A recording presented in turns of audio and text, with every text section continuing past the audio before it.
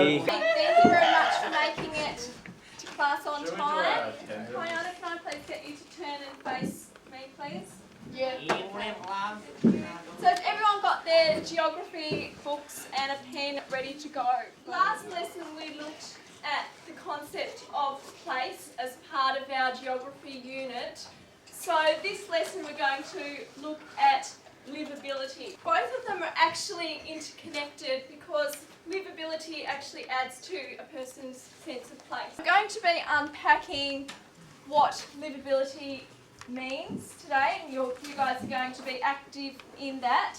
This will just be a way into looking at it more depth in coming week. You know the outcomes for this unit, for this aspect of the unit at least.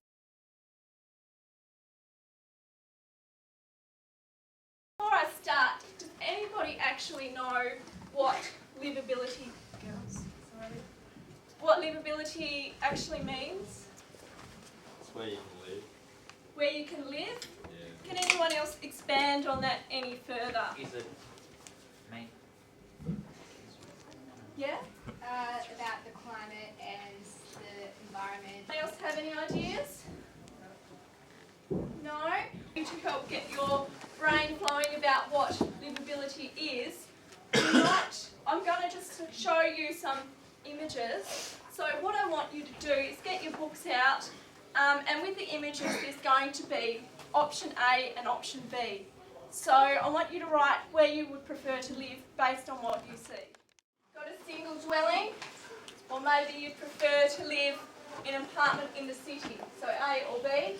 Again, you've got a single dwelling and you've got a city.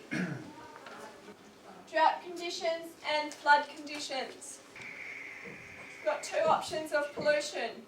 Would you prefer to live in a place that has polluted waterways or polluted air? What about transport? A or B? What about your water that you drink or bathe in? And what about where you would prefer to live with a bit of a cafe culture, socialising that way, or the beach? It's a kind of a hard concept to put into words, but is there anyone that thinks that they might like to have a go at that? Yes? Is it the different factors that make a place good to live in? Exactly.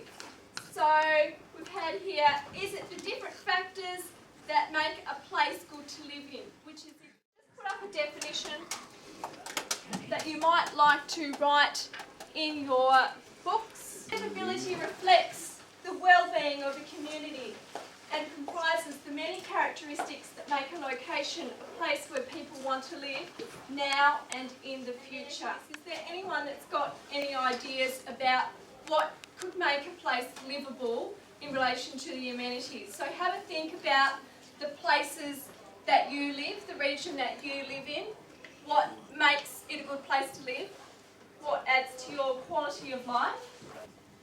Transport. So how good is the transport system? If there's no transport to take you to work, that might factor into where you decide to live. Can anyone think of any others? Housing, perfect. Yes? How about shops, miss? Yes, shops, excellent. So how close are your services to where you live? How close is your local Woolies? Is it something you're going to have to catch a bus or drive to, or can you walk? Personal safety, what would you think about that? Anyone? What about if you were living in the ghettos in America? You don't carry a gun. Gang wars. So you've got to think about that sort of thing that might affect the livability of a place also. Exactly, war. So one other category that we're missing. Can anyone think what that might be? The people that live there. Have a think back to the photos that we were comparing, A and B. and some people preferred the social life and the cafe culture, while others preferred The beach babes. beach and the beach babes, exactly. The livability is also influenced by your own personal preferences. Human needs and preferences. I use a YouTube clip and it's on the 10 most livable cities of 2012. So when you're looking at this clip, 12. I want you to see which of these factors you might be able to see within these cities. The 2014 most livable city has recently been announced, and it's one of those 10 that we have just seen.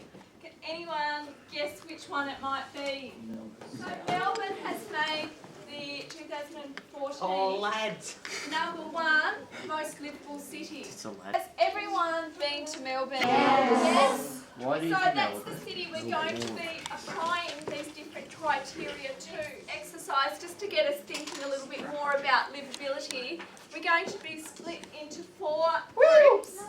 And we are going to be, so one group's going to be human well-being, one is going to be human needs and preferences, one amenities, and one is going to be the environment. When you are in your groups, I want you to tell me what is it about Melbourne's environment or Melbourne's amenities or any of the other 2 that make Melbourne a livable city. So you're going to be presenting this to the class next week.